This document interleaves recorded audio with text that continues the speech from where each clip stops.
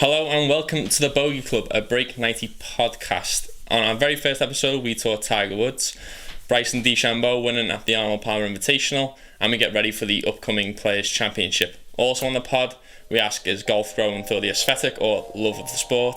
And I question Adam on all things Break90.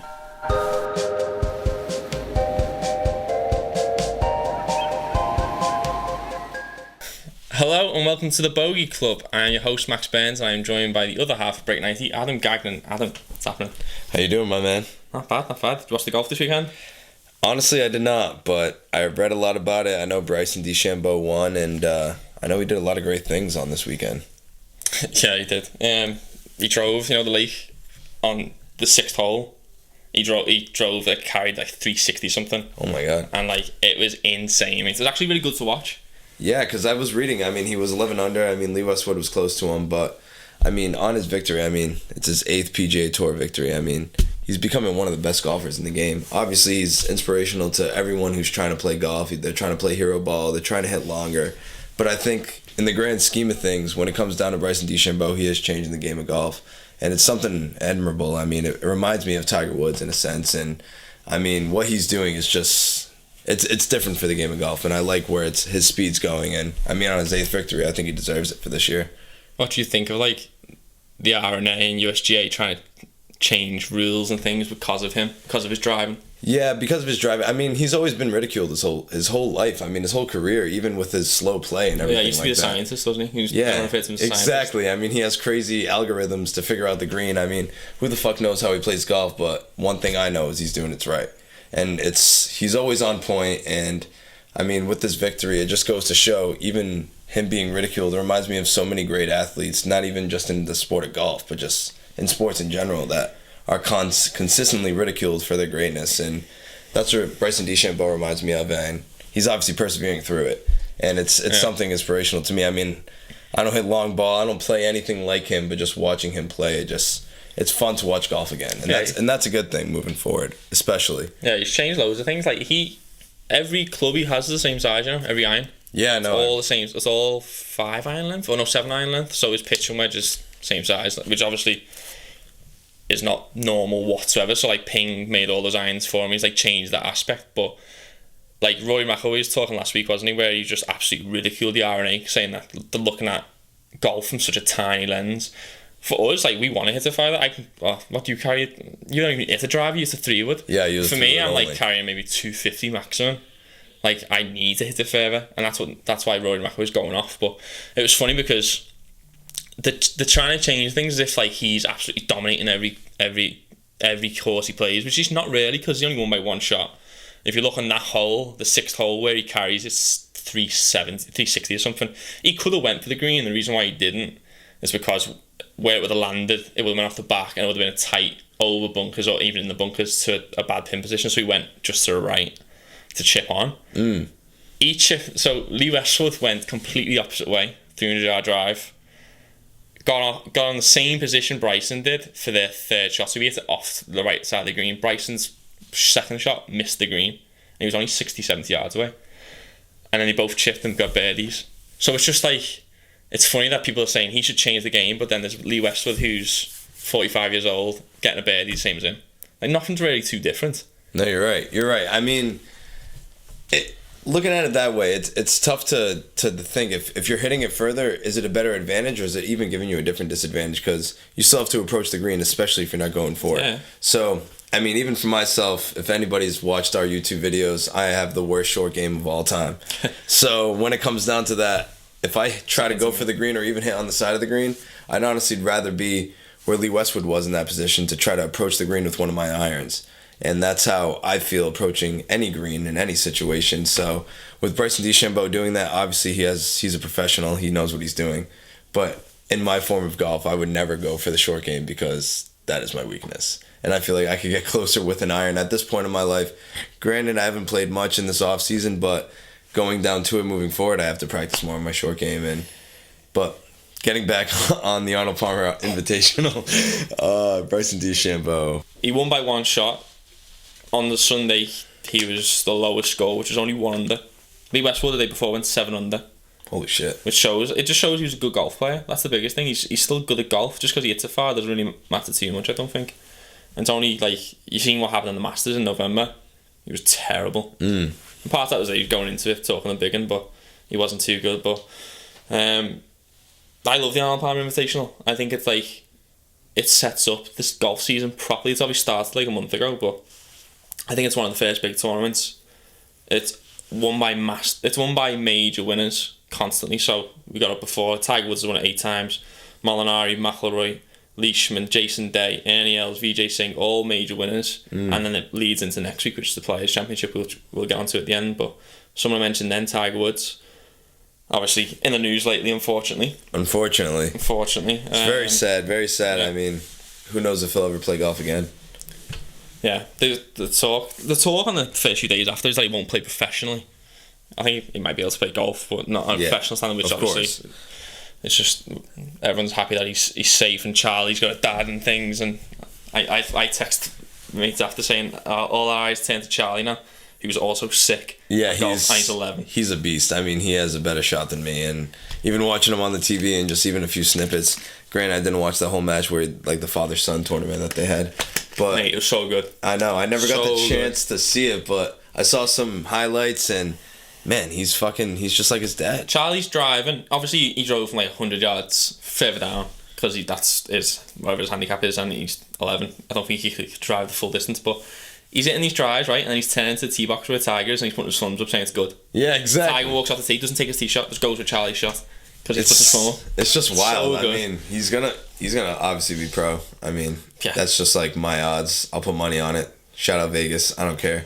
But like, honestly, like, I'm ready for this kid to like be a stud and honestly like fulfill his father's legacy. I mean, even crazy enough, the dynamic of both of them. I mean, you look at, I don't know if you watched the documentary recently about Tiger Woods, no, but it's crazy how his dynamic with his father is completely different than what he's sharing with his son. And I mean, not to get into any controversy or anything like that, that documentary just showed a lot about Tiger's life and honestly a negative view in my opinion. And I felt bad for the situation because Tiger, being one of the greatest athletes of all time, like persevering through any sport rather than golf, he dealt with a lot of controversy as a child.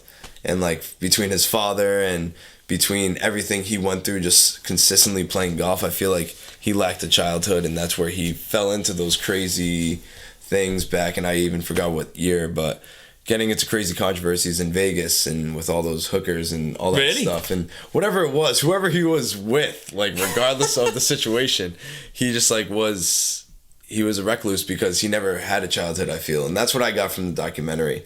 So he was in Vegas with hookers. Alright, so they weren't hookers. Don't take my word for it. Well, but he was paying for women. And I don't think this has any tie to what it was, but like in the documentary, it goes to show like what his father was to him and how bad of an influence. Granted, he was a great father and making him the golfer he was, but like he was a terrible militant person and reflected on his childhood. And I feel like it took away from his adolescence. He wanted him to be the greatest like golfer of all time, and granted, his father got that. Rest in peace to his father. But like in a sense, like, I feel that it took away from his childhood. And there's even an example, like, his first girlfriend, like, the first person he really enjoyed being with, that he loved. Like, he had to write a letter to her saying that he never wanted to be with her again and that she's distracting him from his golf game. And it's like, I feel almost that was highly influenced by his parents, or more so his father. Because his father was a Vietnam vet. You know, he went to war twice, and he was a militant man, and everyone had said that. And he also has scandals with cheating on Tiger Woods' mom. So it comes down to the point that I feel like his whole life was just the view of his father. And that kind of like, not only in a sense kind of saddens me. I mean, Tiger Woods being one of the greatest athletes of all time, obviously he's paid off very well. But in a sense, it goes to show that he never did have his adolescence. So everything he ever got tied up in and all that sticky business, I feel like it was just him being away from what he's missed out on. And it's sad to see. And, you know, a lot of athletes go through shit like that. And it's just getting caught in the limelight at an early age. You know, it's tough to hold it through. Even musicians, actors, anything like that. Yeah, it happens consistently when you're famous. You know, he was in the limelight from like what, when he was like 4 or 5. Like, yeah, he was on the he was playing on the courses and getting filmed. Exactly, yeah, and he was on live national television on, I don't know what show it is. Don't take my word for this. It might be like the Dick Cavett show or anything like that. But It was like some crazy old time show where he was hitting balls into a net. Rory McIlory did the same. But I just don't think, like, for us in Europe, it's like, obviously Tiger's like the main guy and he has the same effect, but like Rory McIlory was on a show when he was like 4 years old hitting chipping golf balls into a washing machine. Really? Yeah, but he just no way he had that sort of lifestyle. Yeah, exactly. Like, completely opposite. We don't like, you hear about these kids coming up in all sports. Obviously soccer's the major one. I think like there's a player for England called Raheem Sterling who got ridiculed because he had about 5 kids by the time he was 18. Oh shit! Really? Yeah. Oh my god. Mate, honestly. What the hell? But like he's probably the only one. But for like Rory McIlory, he was on the show and you probably didn't hear about him until he was like 17 playing in British Open. So did you know about him before he was a major golfer? No. Well, I remember watching the Open. I can't remember where it was. It might have been Birkdale or something, which is by me. But he was like 17 as an amateur and he was ugly as fuck. Rory McIlory, man. Yeah, he's still ugly. Shows you what money does. What? Shows you what money does. Yeah, oh yeah. Tom Brady, ugly as fuck. He's got loads of money now. He's fucking gorgeous. Oh yeah. He was even worse. Rory McIlory is like a 17-year-old wiry kid, like skinny, fucking big perm going on. And he was an amateur playing at like, it might have been Will Birkdale, I can't remember, but it's in the Open. And everyone was really like focused on him because he was talking about like how he's this up and coming golfer, like gonna be big time, like Tiger Woods level. Well, not quite Tiger Woods, but you know what I mean, up there. But I remember watching that, and then you sort of progress with it. It's like, I think he's 2 years older than me. So I was like 14, 15 watching it, thinking like I'm gonna watch him now. And what he went on to do, he's the biggest guy in Europe. Really? All day, yeah. He is the biggest. No way. Like outside of Tiger Woods. In terms of like golf athletes, or like as far as even athletes, like no, golf athletes. Just golf athletes. Okay. The Cristiano Ronaldo's in Europe. Yeah, I was gonna say soccer rules. England and soccer. Europe even. Football. Yes, I'm from America. Anyway, trying to move on to something a bit more positive other than Tiger Woods' life. Yeah, absolutely. Above par, below par. Let's do it. All right, so a segment. I'm gonna give you a few things I think in the golf where that you're gonna tell me are above par or below par. So above par is crap. You don't like it. Absolutely. Below par, you like it. Okay. All right, so. First one, hoodies on the golf course. What do you think of hoodies on the golf course? I am so for hoodies on the golf course. So, like, I love fashion. I mean, in a sense, nothing like crazy like designer or anything like that. But when it comes to the golf swag coming nowadays, like, one of my biggest influences, I think Tony Finau has, like, the dopest swag on the golf course. Very swaggy. And always has been, man, from the jump. And I'm just into that. I mean, like, I think it's so for the game of golf. It euthanizes golf and makes younger athletes, even kids, want to play it, you know, and that's a good thing for golf, and especially country clubs around in the area. Well, yeah, like Tyrrell Hatton. So below par. Below par. Yeah, below par. I agree, below par. Like Tyrrell Hatton wore an Adidas hoodie at the BMW Championship in England. It must have been like November or something, or October, and he won in the hoodie. No way. So that was like that week or two, it was massive because everyone's watching him. He was wearing this hoodie, and it's like. And then golf courses in England started to come out with statements saying no one's allowed to wear hoodies at our golf courses. Oh my god.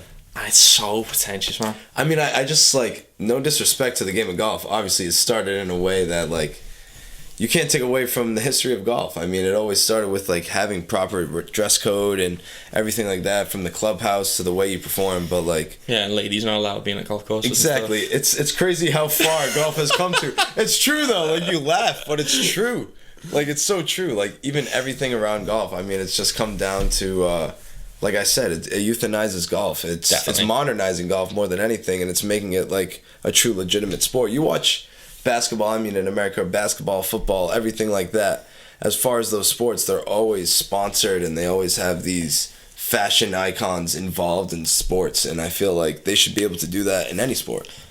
Like, I think golf is a great sport that's televised constantly, that it can show a great time to have even the youth play it and want to modernize the game. I love hoodies on the golf course, but it can't be like this. Like I agree. You want to have at least an athletic fit. For people on Spotify that are listening, you're wearing like a baggy Nike hoodie. That's right. It needs to be like an athletic style hoodie, like the sort of sweatshirt that you have, like just with a hood on it. Like, that's all it's got to be. Absolutely. It's just so much cooler. Absolutely. Second one, I think we're going to be split on this one. Oh, music on the golf course. People playing music when they're playing golf. All right, so I'm a lover of music, and I'm so for music on the golf course. I think for me personally, music is everything for me. From waking up to going to bed, anything like that. So even playing a sport, there needs to be something in the background that gets me in a certain mode. So throwing a speaker in the back of the golf car, or if I'm walking, throwing it in my golf bag, I'm so for that, like 100%. I hate it. I hate it with a fucking passion. Honestly, like, I think I said this to you before, but I feel like it's an American thing. You never hear music on a golf course in England at all, and if you do, you tell them to shut up, turn the music off. Like, I don't want to go to a golf course and listen to fucking country music. But you're so far away on the golf course. I mean, yeah, but you still hear it. It's a Bluetooth speaker. You're walking down the 18th fairway, and there's someone coming up on the third, and like, you're about to spoil my day with this country shit. I mean, I'm not bumping country though. I'm pumping good tunes. You know what I'm saying? So like, anybody would appreciate what I'm playing. But I mean, for me, I think in America, I feel like golf courses are set up differently. I mean, correct me if I'm wrong. You have probably more link style from where you're from. Yeah, but still, you can still hear people with the music, and you still. I've been on the golf course with you, and I've heard people coming down the other fairway with music on. It's just, it's an American thing. You're all very loud and obnoxious. I guess. Like don't generalize this right now. You can't walk down a fairway without saying to people, "Hey, listen to this song I'm playing right now." Just keep it to yourself. Like, I mean, I'm totally against that. I feel like if I am paying money to play on a golf course, just play golf. I'm willing to play golf in any means that necessary, and that's me drinking beers and listening to music. Well, I'll ask you a question. I'll ask you a question later with the questionnaire that'll come on to what a good day at golf is, and I'm going to tell you it's not listening to country music. I'm going to throw that in there, and it's not country either. So I'm obviously above par on that one. Below par. I'm below. Next one again, splitting. Controversial. Hole-in-ones on par 3 courses. Now, you had a close one, and it's on our Instagram page and YouTube page. Par 3 course, played Swansea, par 3 executive course, and you were getting your ass whooped. I think you'd lost the game by then. Just want to throw that in there. Yeah, I did. And then you hit the flagstick on about 100-yard shot. Okay. And I said to you, what? You said that this didn't count because it's a par 3 course, and I think that's absolute bullshit. And I think... Well, first of all, it didn't go in. Alright, it didn't go in. For all the viewers right now, if you're just listening and watching, this happened on our YouTube channel, Swansea Country Club, like he plugged. But in a sense, I hit the pin. If that had gone in, that's a hole-in-one in my eyes. Just because I hit it in one stroke off a tee box, and that it's a par 3 course and you have more chances, I know where you're coming from. Don't get me wrong. But it's a hole-in-one. If you can do that so easily on a par 3 course, do it all 9 times. I think that's a hole-in-one no matter how you get it in. And if I had gotten that in, that is the first hole-in-one I've ever hit in my life, and I'd frame that shit. I see. I would probably have done the same because it would be the first hole-in-one I got. Exactly. If it was the other way around, come on. I would feel embarrassed telling people when they said, "Where did you get your hole-in-one?" and you go, Swansea Country Club par 3 executive. Well, fuck that. They would still be like, damn, that's awesome. No, it's not. Anybody would look at it and be like, wow, you get 9 chances. Right. I get it. You get 18 chances because you played the 9 holes. You played twice. Yeah, so you're right. 18 chances. And also, they're not difficult par 3s. They're all, usually on a par 3 course, they're all pretty easy. Like that one, nothing in the way. It was just a straight line towards the flag. And if you listen to professionals talk, like there's me and my golf, one of the biggest YouTubers, they have a local par 3 course, and one of them gets a hole-in-one in the round on camera, and he says, I've had 17 hole-in-ones on this golf course. And he said, I don't count them because I'm on a par 3 course. So you can't walk around saying you got 17 hole-in-ones. But you can't also say this. I mean, you can even look at our Instagram caption. We are average golfers, okay? I will get a hole-in-one on a par 3 course, and I'm framing that shit because that's how I feel, and that's what it is to me. That's under par. And, if you're really that confident, I will give you 60 freaking tries on one hole. I will get a bucket of 60 balls. That exact hole. Pick one hole on that par 3 course. Any hole. You can even pick that one. Any hole. You want to use that one. Pick that one. I will give you a bucket of 60 balls. And if you hit a hole-in-one in those 60 balls, I will give you $100. Okay. I'm interested. Shake on that right now. I'm interested to know where you're getting the 60 balls from, but it's fine. I'll find it somehow. Alright. Caddyshack, local plug. I'm so far above par on that one. It's a quadruple bogey. Shorts in the pros. Alright, so shorts in the pros. I can't speak for the pros. Like I said, going back to the first part of fashion. I agree. And the respect of golf... Pants, I don't know. I'm in and out, but I think if it's hot as shit, let the man wear shorts. Most of these tournaments that these guys are playing at, it's 90 degrees. Exactly. Like, they must be sweating balls. If he can wear a hoodie in the fall, why can't he wear shorts in the summer? Like, what the hell's wrong with this? Yeah, like, what's the picture in golf? Like, let the man sweat, but if he's cold, throw a hoodie on? Like, that makes no sense. If he wants to wear shorts, I think you should be able to wear shorts. I'm under par on that. I wear shorts on the golf course if it's hot. You wore shorts. We have videos where we're wearing shorts on, like, good golf courses. It doesn't matter. I think that's, like, granted, we're not playing in professional leagues, but... Well, they're allowed to wear them in the practice rounds now. So they'll at least go in there. Exactly. And obviously some golf courses in the associations are letting them wear hoodies and stuff, so everything's moving towards it. And like we said before, like Tony Finau wears Nike Air Maxes, wears Jordans, and so does Jason Day, and they're all starting to wear stuff now, which is like, it's getting a lot more cooler. There's no real stigma around golf anymore, which we'll get onto later with one of the questions. But so how do you feel that, like, do you think like golfers will eventually be able to have like customized spikes even like the NFL does, or like eventually like having an ability to like promote themselves in a way that other sports do? Or do you think it's going to consistently be pants, potentially maybe hoodies, or just like staying? It won't change drastically, no way. Do you think it'll change never get slightly? That way? Yeah, it'll change slightly all the time. Like they'll introduce hoodies now and then. Like all those traditional golf courses, the old ones especially, like the Open this year is at Royal St. George's. No fucking way are they letting anyone. That's true when you look at it that way. Augusta only let women in 3 years ago. I know. Like they're not gonna go. All right, everyone's allowed to wear hoodies at Augusta. Yeah. And wear whatever spikes you want. Yeah. Everyone's in Air Jordans this week. We're sponsored by Michael. No, it's crazy when you look at it that way. I mean, as beautiful of a sport golf is, it does have a lot of controversy revolving around it. So, question: if you were to play Augusta, would you break 90? No way. I'd potentially. No way. I'd have to be really on. I'd probably break 90 in like 14 holes or 15 holes if I had to be completely honest. But like, no, I don't think I could break. Yeah. People talking because it's very hard to play Augusta. Like you can't go and play. You can't schedule time. Like unless you're a member, the only other time people can play is the media. Who, if you're a media, you can go and you apply for like a lottery ticket. So like Eric Anders Lang won it the first year. Oh, so whoever like promotes like whatever the Masters. All the media go, yeah. So any sort of we can go if we get big enough. Hopefully. Subscribe, please. Please do. I want a gold plaque right here soon, guys. Come on. So we could go. So like Eric Anders Lang won it that year, and he was with a guy that weekend who'd been there 22 times, 22 years in a row, never been in it. Eric turns up first year, wins, gets in, and plays. And what he says is like you don't grasp how difficult it is when you watch on TV. Every shot is uneven line, it's sloped. So he says like an average golfer. Think about the conditions. Shoot like 100 or something, 110 easy. I definitely couldn't break 90. I mean, I don't know if you could. No. All right, I was gonna say. But you know what I could? I could break into 90 freaking pimento cheese sandwiches over there, I'll tell you that. I know they sell those real cheap, and I know I could rip those real quick. Some Bojangles. Oh my god, and throw some Bojangles on top of that. Like, I know I could get into a bunch of those, but honestly, for me, I'd love to, like, as a fan of golf, I'd love to just, like, go to a Masters and, like, experience it myself as a fan. Honestly, like, playing it, that would be an unreal experience, but I know that's something unimaginable, and it's a high lottery to get into, so... Even potentially going to a Masters, and if, after all, whatever's going on right now, and we were able to go watch more sports, I feel like we should definitely get a chance to go out there. There was loads of fans at the Arnold Palmer this weekend. Loads. No, I know, I saw that. Like, mad.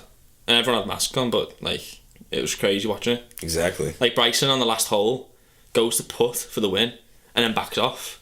And all the crowds start going like, whoa. That's so... It feels good again. I haven't heard that in a year. It feels good again. Exactly. And now, like, other sports are allowing a lot of fans, too. So it's moving further. So it's a good thing for sports, and especially golf. So speaking of Break90, where did you get that name? You know, I never really got the chance to ask you. Like, so I was in my bath. Bubbles. Oh, no way. Duckies. Few candles lit. I was like... Got it. No. Ding. Eureka.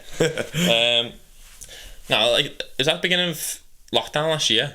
And I think I played Allendale. Like, golf was like the first thing to open, wasn't it? I played Allendale like 3 times in a row, all shit weather. And I shot like 95, 96. Okay. I was like, all I want to do is just break 90 here. And I've never done it there. And I hate that fucking golf course. And then it's one of those where, like, do you ever like daydream and I just go off on one? Yeah. I do it all the time. So, like, absolutely. I started thinking like Break90 like sounds good. And I was like, what could it look like, whatever. And I set the Instagram page up like that day, and then didn't really do much with it. Posted a few like photos and stuff which you can still see on the Instagram. I think we deleted some of them now. Scroll all the way down. Scroll all the way down, please, and like every single one. But then we set up the match too, and we were at Michaela's pool, and you said we should film it. Absolutely. It was either you or John, but one of you said we should film it. It was one of us, for sure. And I was like, well, I've got an Instagram account, we'll put it on there, and we'll go from that, and then that was it then. You're just like, we'll do it. Oh, no way. Damn. I never really thought... Because I know that, like, you always wanted to, in that sense, break 90. Because I remember playing golf with you, like, especially for the first few times, and we both struggled, obviously, but, like, breaking 90 for an average golfer is a real goal. And, like, I think It's good to have a page to follow and, like, watch just two goofballs, like, try to go at it, you know? And that's the best part about this page. We are funny. Unnaturally, yeah. I mean, it just comes out of me. I mean, what can I say? But yeah, if you go on 18 Birdies, which is one of the apps for like... This is not a sponsorship. It's not a sponsor. No. Sponsors if you want. You can. Free hit plug. us up. Vitamin Water too. At break90.com. we do have that website. We don't really. Someone lock it in. If you go on 18 Birdies anyway, they have like average scores for every golf course, and 9 times out of 10, like the average score is like 93 or 94. So the average golfer doesn't even break 90. Yeah, of course. And it's always a target. Like it's always a goal. Always it really the goal. It is the goal. But even like anyone we play with, like if you go and play a golf course and you break 90, you're happy. Of course. Like I'm pissed if I don't, happy if I do. So it doesn't matter. I'm not really looking to break 80. It'd be fucking great to do that. But I'm just happy if I break 90, so... I mean, in a sense, well, not in a sense, if every golf course you play is a par 72, 90's bogey golf. Yeah, so exactly. If you can shoot anything better than bogey on every hole, that's a successful day. You know, and getting a few pars, that's always rewarding if you are the average golfer like us, or if you even get a few birdies sprinkled in and, like, obviously make it up with a few doubles to, like, get over 90, but, like, if you have the chance to break 90 every single time, you're playing good golf. Yeah, and for the average golfer, you don't play golf too much. Like, you're lucky, in the summer you can play it once a week, but outside of that, like, we've all got jobs. I wish we can play golf every week or twice a week. So you're not really playing enough to do any better or get as good as you can probably get to. Like, I think I could, like, shoot low 80s. I think I could. If I played every day, I definitely could shoot low 80s. And, like, I can't say confidently high 70s, obviously. No, but, like, yeah, no one can. Low 80s for sure. I mean, I have a few buddies that can shoot high 70s, like, on a roll. I mean, you know a few of them shooting and stuff. But, like, in a sense, like, those are just really good golfers. You know, like, I don't have enough time to play that much golf. And they're a lot more athletically developed than us as well. Exactly, true. I'm just like your average bum, I guess. But I just love the sport and everything about it. And like you said, when you set a goal like break 90, it's a very rewarding aspect in the game of golf. It makes it challenging and it makes it fun. Yeah. All right, time for sponsors. All right, time for our sponsors.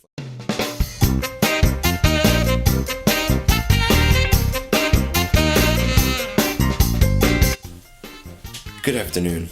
I'm your host, Adam, and today we're going to talk about a new addition to your local golf course. It's the Roto Ball Golf Cleaner. You can actually get this for any of your angry members if they ever have muddy spikes and dirty balls even. It's a ball washer, for God's sakes. Put your balls in it. Wash it. It's good for yourself and great for your members. It makes them feel welcomed. It makes them feel wanted. And you know, it's a quick, easy payment of $39.99 for 17 months. Get 15 at your golf course. God damn it, I'll throw one in for you. And you know, if you call now, in just this 24 hours, we'll get you another extra. So that's 17 Roto Clean ball washers, and that's for those angry members. You know, you can't get them a gin and tonic, but you'll wash their muddy balls. See you next time. Thank you. All right, welcome back. Next one we're going to talk about, Adam. It's an interesting question, I think. Is golf growing for the aesthetic or for the love of the game? That's a crazy question. I mean, in a sense, it's funny that you say that because obviously social media rules the world. So when it comes down to it, golfing with your boys and like doing it for the boys is always like a fun thing. But I don't know. It's different because I know a lot of different kids like I mean, especially where I've grown up in New England, I mean, there's a lot of hockey players I know, so they all fall in love with the game of golf so quickly because it's kind of a similar action, and a lot of people as you get older play golf. So I think it's both aesthetic for the aesthetic, and I think it's both for the love of the game. I feel like people that do it for the aesthetic actually eventually fall in love with the game. Yeah, that's a good point. So that's a good thing for the game of golf too. In a sense, even going back to how fashion is starting to get incorporated and everything like that. So for the love of the game, for me, I love it for both reasons. I mean, I love the game itself and how strategic it can be. And I also love it for the reasons of being out there, and hanging out with your friends and drinking a few beers and playing a good game of golf, I mean, and something like competitive too. That's a good time every time. Something we brought up earlier was how the sport is changing. So I think it's getting younger and younger. There's more young people playing. I think part of that is like the stigma around golf. We used to think of golf as like an old man sport. Yeah. And you speak to certain people, like I speak to my wife and she says it's an old man sport. Like yeah, of course. But like people like Tiger Woods transcended the game, made it more exciting, got deals with like the likes of Nike, and like I said, started bringing more and more young people in. And I think one thing that's happened is there's like an age group, like our age up, like people in the 30s having kids, and now they're starting the kids really early. Yeah, exactly. I never played golf, like as a kid. I don't think I played golf until I was like 16. Oh, really? I didn't even think about playing golf. Okay. And even people we knew just played sport. Like, it was very rare for someone in England who didn't play soccer to play something else. And when they didn't play soccer, they stopped. I knew this kid who was amazing at tennis. And he was like, when he was like 12, he was amazing at soccer too. Next thing you know, he's not playing anymore. He's playing tennis. Really? I only knew one kid who was actually any decent at golf. No way. Wow, that's so crazy because... I think it's different in America a bit. Because I started playing when I was like 6 years old. I mean, granted, if I stuck with it, I'd probably be a pretty freaking good golfer right now. But I'm still trying to break 90. But in a sense, it's always been a good sport, especially like the shared times with my dad and my brother. So like learning that golf is just a community sport more than anything. That's kind of how I started, especially at a young age. And you're right. It is different in America because we don't have a major sport out here. I mean, baseball is like America's sport, but everyone either played football or baseball or basketball, and then there's like other athletes out there, obviously track, But I think golf in America is probably one of the biggest in the world. I'd say in Europe it's like England and Portugal. There's some golf courses in Portugal. Yeah, when it comes to golf, but you see all these young people now. It's getting younger and younger, and it's getting more it's more on social media now. So all these people on Instagram and stuff. There is people on Instagram who just do it for the aesthetic and get the likes. Yeah, of course. And you see it in the videos, like especially all the golf girls. Most of them are shit. I mean, but they're good to look at. That's the aesthetic side of it. That's what I'm saying. That's why I love golf so much. No, I'm kidding. No wonder you're getting drunk at the golf course. I mean, with the car girls. The car girls are always good. They always run my money too. Damn car girls. Yeah, but it's love the game. I think for the most part, it's just getting better and better. And absolutely. Younger. And like you said before with the Hoodies question and where that went, like all these cooler people are in golf now. Like even like I really like Ricky Fowler. Oh, he's cool. He's always super cool. And then like all the brands that are involved in golf now.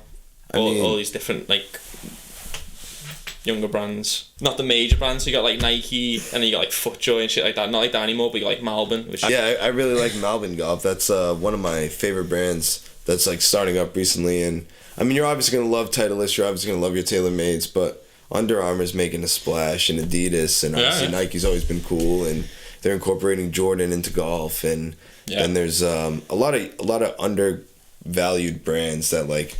They go unseen, I mean. Even what's the Nike brand with the tags on the shoes, not Off-White? Yeah, Off-White. So they had like Brooks Koepka wearing Off-White. Exactly. Golf shoes, which is mad. So I don't know if that's a real thing or if they like do like sole swaps, which is another cool thing, which means like you take like the bottom of the shoe. I think they did that. I think that's the Off-White, which is really cool. That's that's just like once again incorporating fashion into the sport of golf. So it's a beautiful thing like moving forward, and I mean in a sense I just think like. When it comes down to all this like dope stuff coming out, I feel like with these brands, I think it exemplifies the youthfulness in sports. One of the things you mentioned before was hoodies and how like that's changing things. But have you noticed a lot golf polos now don't have collars. Yeah, like the mock necks, like Tiger wore. Yeah. And even but like the Nike ones I wear are just like a round neck with like almost like a subtle collar, but it's not really there. Yeah, exactly. Just breaking golf rules one by one, I think. Because if you go to any golf course, it says you must wear a collared shirt. Absolutely. You must wear these type of pants. You must wear spikes, whatever. Yeah, exactly. Slowly, just now everyone's wearing sneakers. Everyone's wearing, like we said before, Jordans and Air Maxes and stuff. It's a good thing for the game of golf. I mean, it's more comfortable, no? Wouldn't you say? Like definitely. One of the first golf courses, like first really good golf course I went to in England. I was only in the parking lot getting my shit out of my car. I had a hat on backwards, and this old geezer from the club came up to me and turned your hat around. No shit. I was like, oh my god. I'd never been to like a series. I only played at unis ever. It was like this was like a country club in England, and I hate that. Oh my god, that's hilarious. Style golf, man. Exactly. That's like you said, getting younger and younger. That's old England. How did you? It's old England, Scotland. How did you get into golf though? So I got into golf. Basically started from my dad. I mean, he was a member at a local golf course in Fall River Country Club, and he always played with his father, so he always wanted to do that with me and my brother, and we always just like took lessons as a kid, obviously when my parents were at work, so we wouldn't just be watching TV or anything like that. And like it was cool because playing golf at a young age, you start to like have a different mindset for the game. I mean, I was like strategizing, like, I mean, I'm making myself sound like the greatest golfer of all time, but like in a sense, like you were also I was understanding the feel of a golf course, you know, like any golfer can understand the feel of a club. Yeah, yeah. I mean, my grandfather always used to say, make sure you feel the putt when you're hitting the ball, and like I still can't do that shit, obviously, because like at 3 putt, because you're so stoned, you can't even feel your hands. That's the problem, man. Yeah. I gotta curve the weed, but honestly, yeah. Insert Stephen A. Smith right now. Stay off the weed. But no, it depends, because if I'm playing an opponent that's beating me, I pull out the weed, and then I know I'll be able to beat them after that. But think it's cool to play golf now? Cool to play golf? What? How? I don't. See, this is the thing, right? I got into golf. I think it was like 16. I think I was a little bit younger, I might have been 14, 15. But this goes into something I think about, which is like I think there's 4 stages of golf clubs that people own. And the first one is when you get like you either get given a set by like there's a cheap set. You know, like the cheap ones you can get in like Walmart or something, or like a Walter or Costco. Set. Yeah. Costco. Do you have Costco? We don't have any Costcos around here. In America, though? We have Costco in America, sure. Yeah. Like when we went down to Myrtle Beach, we saw a few Costcos. Yeah, there's Costco in England. Really? Yeah. No shit. Is there Walmart? It's Asda. It's the same owners. They call it Asda. Oh, wow. God damn. Do they have Walter Higgin golf sets? No, but they had Chicago golf sets, which was my first. Oh, Jesus Christ. That's ridiculous. What even is a Chicago golf set like? I don't even know. People who made pizza decided I'm going to make a golf set. Yeah, deep dish pizzas making golf sets. Probably the same pans they serve the pizza. The driver was like the maximum size you could have had, and this is like fucking 2003 maybe. 2005. The head was like this big? Humongous. But it was obviously awful. But I was like, that's the first stage. It's like when you get given like that sort of set, or when you buy those sets, or even when you're younger, maybe your age, 6, 7, you get like the very small sets you can get in packages. And then like the second set is like the hand-me-downs. Yep. So the one from your dad or whatever. My dad never played golf, but my stepdad did. I mean, he's a massive golfer in Ireland. They love it over there. He gave me a set of like Wilson staffs. Okay. Which they're making a comeback. Are they? Kind of, yeah. I mean, in the sense of fashion, and more so with their golf balls too. They need to, because it's like, I think they've got like a very old brand around them. Patrick Harrington's the only one who like uses them. Yeah, exactly. I mean, think of the name. Sounds like a grandfather. My granddaddy, Patrick Harrington. You know, he has a great ball washer. I had them, and I had no right playing with them. They're like not designed for a 17, 18-year-old kid who can't play golf. Yeah. And then you get like your third set, which is like the one you decide to pay a little bit of money towards. So when I first came here to America, it was like first year I was like 24, no 23. I was 23 and I bought a set of Nike Ignite irons. So I researched what I needed, like cavity backs and stuff. Got them, got a driver, went to Dick's, got my own putter. Yep. And then your last set is like the ones you spend a lot of money on. And that's like your M2s now, right? M6s. M6s. So. Even then, no, I'm sort of like. I think I'll get to a stage where I have your clubs, which is the P790s. Yep. Something a little bit better, but I spent a lot of money on them. I spent a lot of money on my driver, and I'm at that stage now. Exactly. Yeah. Well, I think when you're at that stage, I mean, you've understood golf enough to like know what kind of swing you have, and that's when you get your clubs fitted and people don't really understand how important it is to get your clubs fitted and how your club lie is and all that stuff. I mean, it's not really the clubs that do the work. You're the one that's doing the work, but you have to have the right tools to do the work, and that's the most important part. But another issue around this stuff is like the stigma of the old person game still. We used to think, right, when people got the stuff tailor-made. Yeah. Well, actually, a kid once when I was like 16, 17 said, I'm getting tailor-made golf for Christmas. I thought he meant like fitted. A person like making them for tailor-made for it. I didn't know it was a golf brand. I thought it was a major golf brand. I got a tailor on my street. He ain't making golf clubs. Stupid name for a golf brand, tailor-made. No, I absolutely love it. That's all you use. So I thought he was getting like fitted.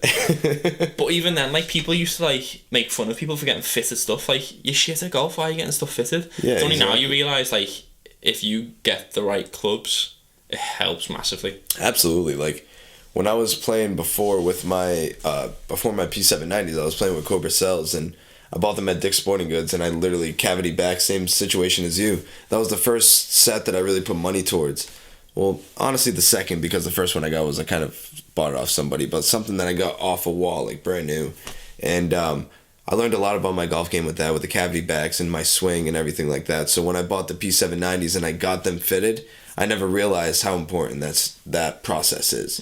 And I never realized how, even with my Cobra Cells, he even showed me how my lie was different with the club head. And yeah, mine too. It's incredible, and the amount of distance that you can get changes drastically. I played a Coaxit, which is like a private one down in Westport. Yep. With my old Nike one, shot 92 or something. COVID.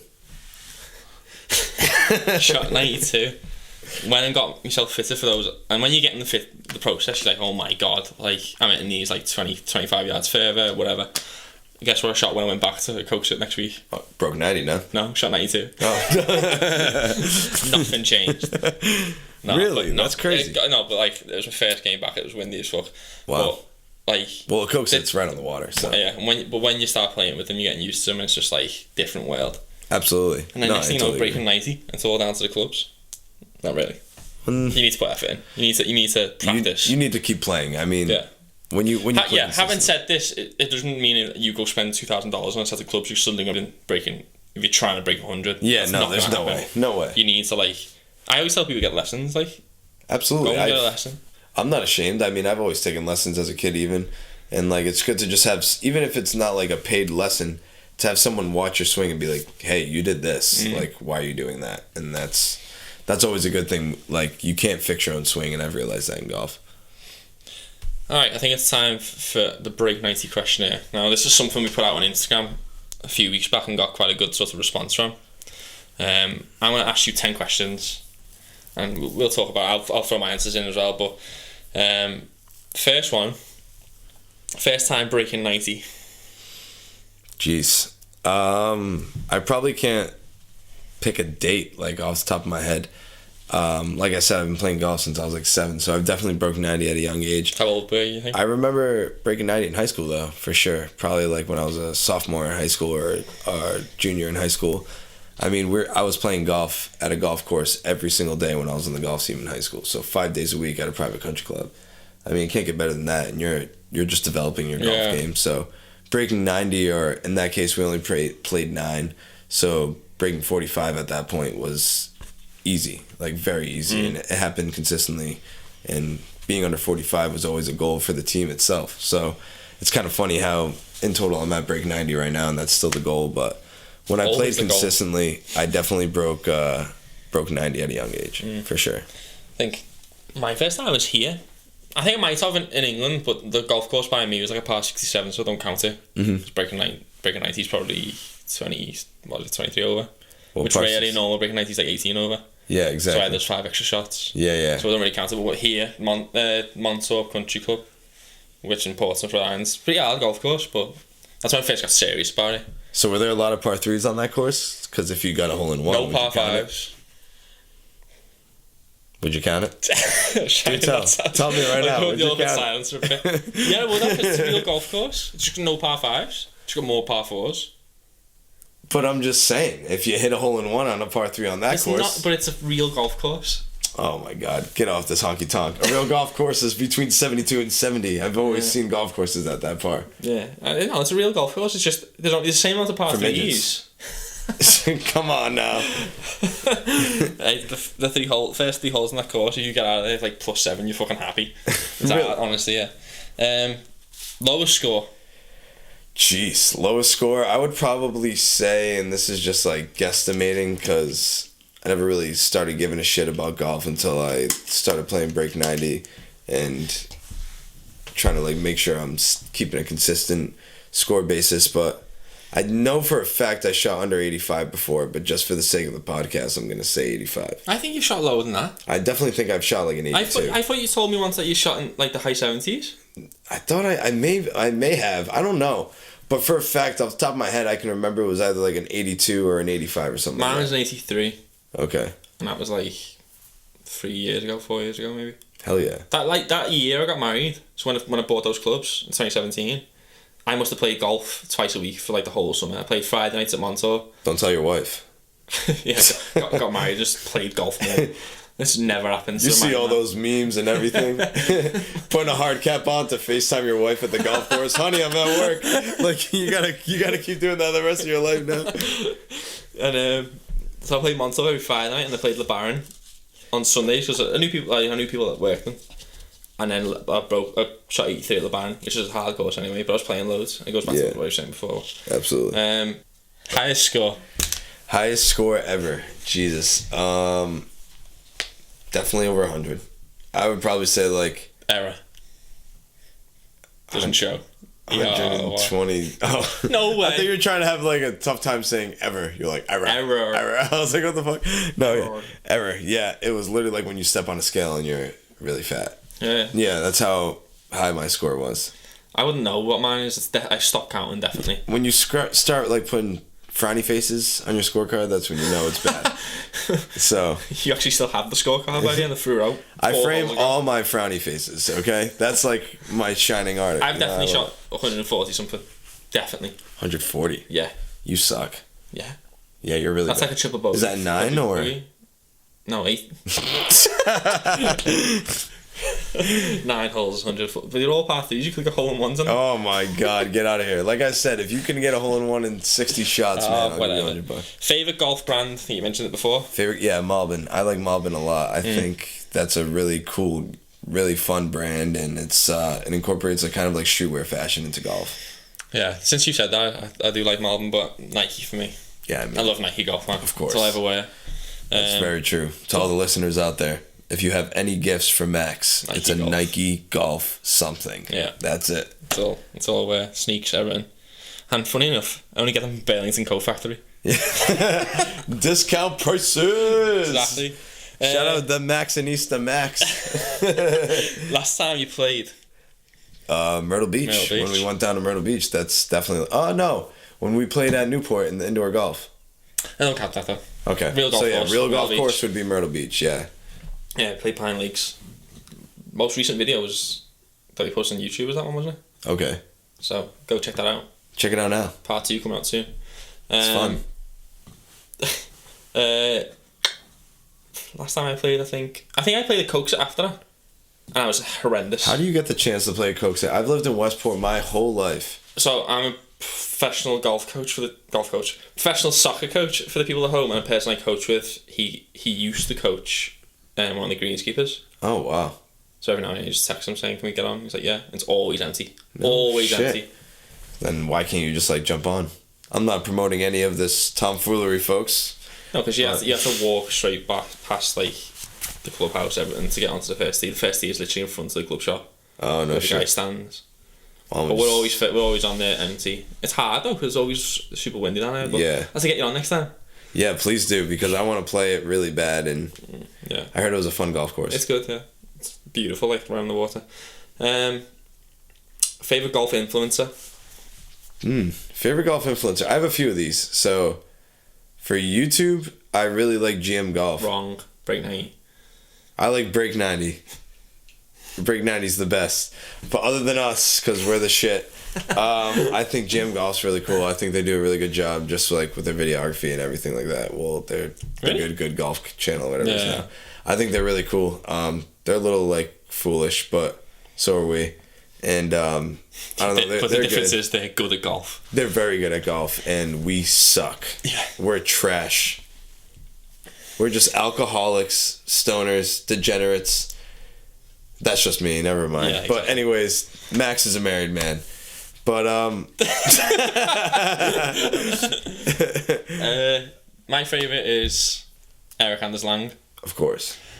I don't watch his videos as much as I watch like Rick Shields and Peter Finch though. The two English guys. Rick Shields the biggest golf YouTuber, he's got the most followers out of any golf brand, but I think they're really good. But Eric Anders Lang stuff's just like, he's just so cool.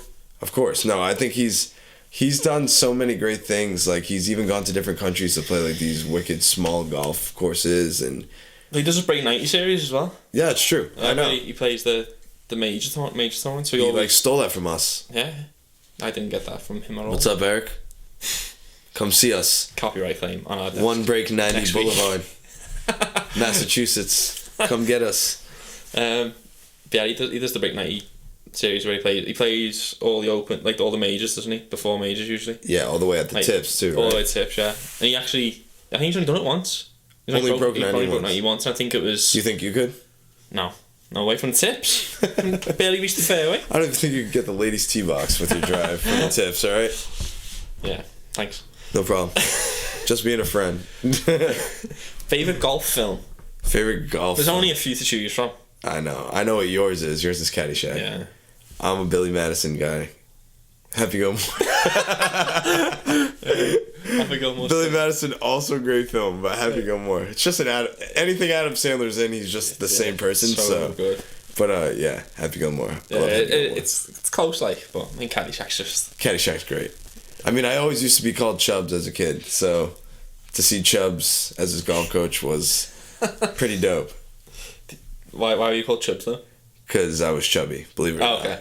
I know I'm wicked like slim thick with my cute ass right now, guys, but I was a fat motherfucker as a kid. High school, I was rolling in the halls, bro. Oh god. Imagine me on the golf course. Power. If I was smoking cigs and drinking Bud Lights, I'd be John Daly as a freaking high schooler. That's why it's so bad lately. Why? You've lost all the weight. I lost all the weight. I need that freaking cushion for the pushing of the ball, you know what I'm saying? Exactly. And for other things, you know what I'm saying? Alright, so 19th hole. Boom.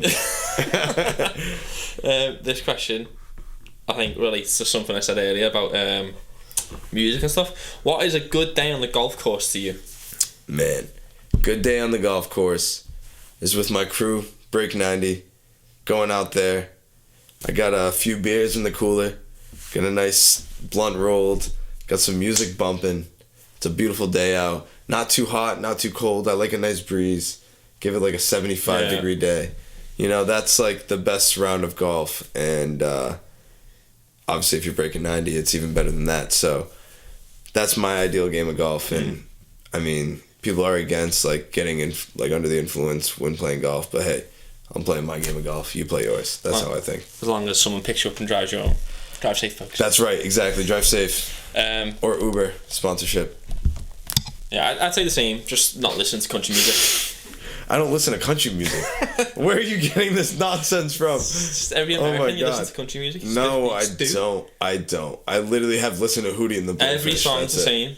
Every country song's the same. Yeah, I get it, but beer, cars, and girls. Alright, no, it's not about any of that. It's like beers, cars, and fucking your cousin. That's like what country music's about, alright? I am not a fan of country music. I'm listening to like classic rock. I'm listening to Sublime. I'm listening to some rap music, depending on how good I'm playing or how bad I'm playing. You need the spirits picked up. Favorite golf course that you've played? Favorite golf course? I think it's easy to say, like, I can say Andrews or whatever. But you got to play the golf course. That I've played. Okay, so I have two. Favorite hometown golf course is definitely Fall River Country Club, because that's where I learned how to play golf, and it's extremely challenging. Extremely challenging course. But the favorite one I've ever played, and especially with you, is Pine Lakes. I think that was very fun. Pine Lakes was awesome. I loved it. Shout out Will Merriman. Thanks, bro. Yeah, thanks for hooking us up there. Yeah, Pine Lakes is sick. I think I love that southern style. I think that type of grass and stuff. I think it just plays well for. Absolutely, the Bermuda greens. Yeah. Link style in England, like, fuck that. Like, and it's not good enough, and I hate just the challenge of it. I think round here, I love Acushnet. Yeah, I love Acushnet Cushing River too. Valley's sick. I broke 90 a few times there. Shout out Acushnet. So I've also broke 90 at Swampanoag, guys. And I'm not trying to plug any shitty golf courses, but that's the best golf course, but the shittiest golf course at the same time I've ever played. Because it's fun, and it's the best because you can make fun of it, and like it's easy, but it's shitty because it's the worst golf course of all time. Yeah. And it's a swamp. And we have a video on YouTube. We do. A couple videos. Go watch it. Go watch it. And I also rate the bunkers there. Check out that California sand. Check that out. Oh, California sand. Dun, dun, dun. Last question in the Break90 questionnaire. Once you've got your shit together, any goals for golf this year? Goals for golf this year. I want to break 80 for sure. Shout out Break 80. I also really want to go down to like the Carolinas again and play Pine Lakes again, and I want to play a few more golf courses down there. And most of all, I want to get all of us to go down to see a professional major championship somewhere. Yeah, I think that would be fun. Like, not even just for the sake of playing golf. Obviously, when we go down there, we play golf elsewhere, but to watch golf and like document it as fans too. I think that would be really fun. So I want to break 80 for sure. Break 90.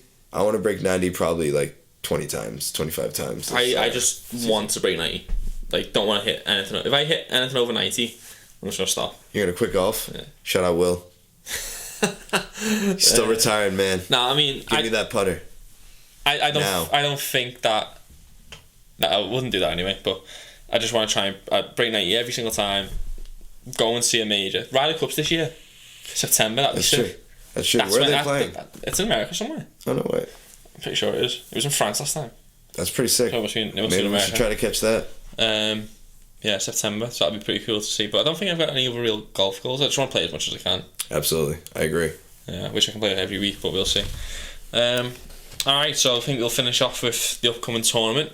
Players' Championship, the 5th major, so it's not an official one, but everyone says it's the 5th. Who do you think's going to win? Who's your guy for the weekend?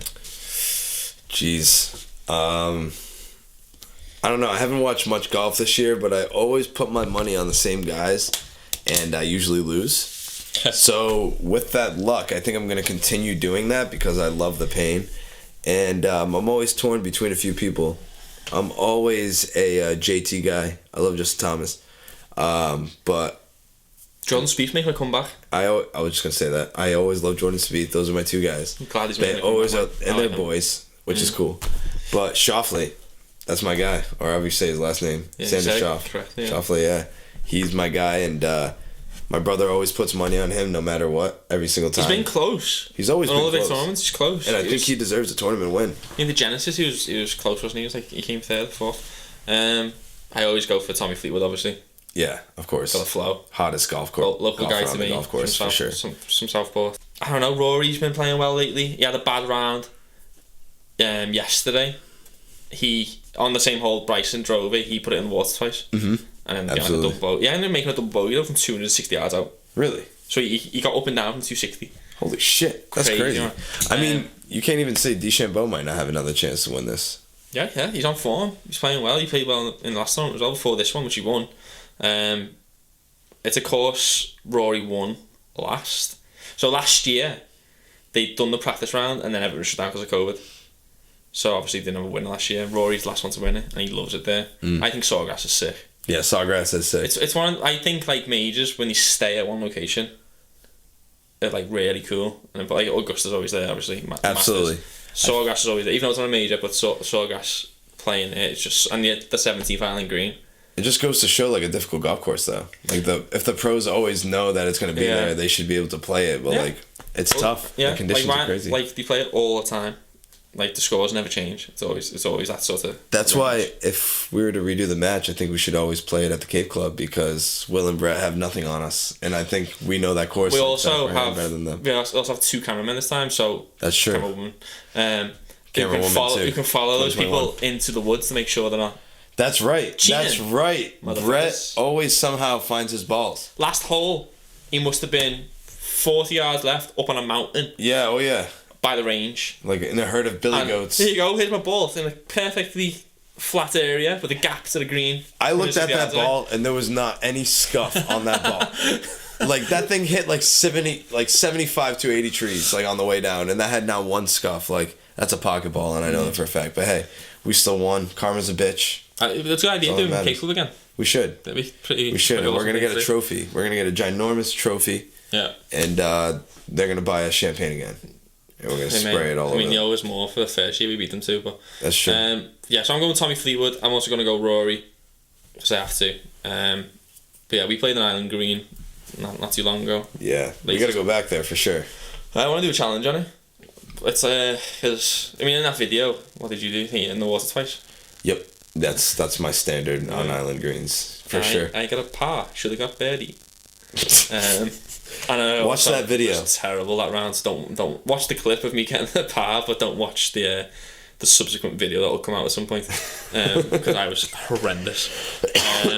COVID. Yeah. What else are you gonna say about that? Something else I wanted to say about it. Edit this bit out. Ball washer. I think that'll do it for this podcast. I think it's been a fun start. I'd say so. For sure. Yeah. For sure, getting out the kinks. We're doing a good job. Yeah. Getting out the kinks. It was flawless. What that's true. Hi Adam, thanks for joining me. I'm sure we'll do this again in a couple of weeks, and yeah, thank you. See you later. Bye. Peace, dude. Bye. Bye.